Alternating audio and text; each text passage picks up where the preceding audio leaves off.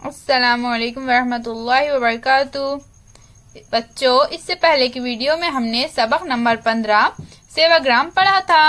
आज हम इस सबक के मशक़ी सवालों के जवाब पढ़ेंगे और लिखेंगे। तो चलिए हम शुरू करते हैं। हमारा पहला सवाल है, एक जुमले में जवाब लिखो। यहाँ पर नीचे हमें कुछ सवाल दिए गए हैं, हमें इनके जवाब एक जुमले में लिखना है। नंबर 1, गांधी जी कहाँ रहते थे? जवाब, गांधी जी वर्धा शहर से कुछ दूर एक छोटे से गांव सेवाग्राम में रहते थे। नंबर 2, बापू कुटी में गांधी जी ने कितने वर्ष गुजारे? इसका जवाब है बच्चों, जवाब, बापू कुटी में गांधी जी ने अपने जिंदगी के आखिरी 11 वर्ष गुजारे।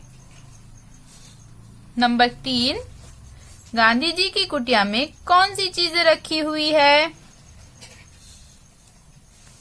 जवाब,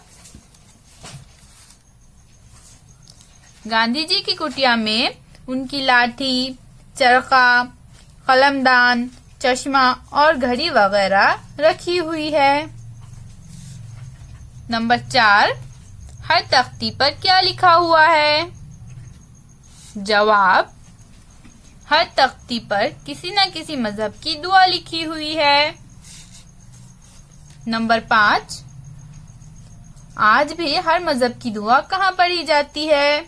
इसका जवाब है बच्चों, जवाब, गांधी जी की कुटिया के बाहर के पीपल के पेड़ के नीचे आज भी हर मजहब की दुआ पढ़ी जाती है।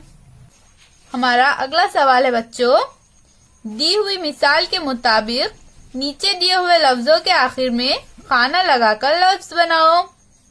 मिसाल, डाक प्लस खाना मसावी है डाक खाना, यानी हमने यहाँ पर लफ्ज डाक के आखिर में खाना लफ्ज लगाया, तो क्या नया लफ्ज बना बच्चों? डाक खाना। इसी तरह यहाँ पर हमें दवा, कुतुब, मेहमान, बावर्ची, ये कुछ लफ्ज दिए गए हैं। हमें इन लफ्जों के आखिर में खाना लगाकर इस तरह से नया लफ्ज बनाना है, जैसे दवा खाना, कुतुब खाना, मेहमान खाना, बावर्ची खाना। होमवर्क, सबक पढ़कर गांधी जी की कुटिया के बारे में 5 जुमले लिखो। आपका आज का होमवर्क है बच्चों, आपको इन लफ्जों के आगे खाना लफ्ज लगाकर नया लफ्ज बनाना है और उसे अपनी कॉपी में लिखना है, और इस सवाल को भी अपनी कॉपी में लिखना है और इसका जवाब लिखकर इन दोनों की फोटो हमें व्हाट्सएप पर भेजिए। इस सवाल में आपको क्या करना है बच्चों, आपको सबक पढ़ना है और सबक में गांधी जी की कुटिया के बारे में जो जुमले दिए गए हैं उसमें से 5 जुमले खुशखत अपनी कॉपी में लिखना है। उम्मीद है बच्चों आपको आज की ये वीडियो समझ आ गई होंगी। फिर मिलेंगे, अल्लाह हाफिज।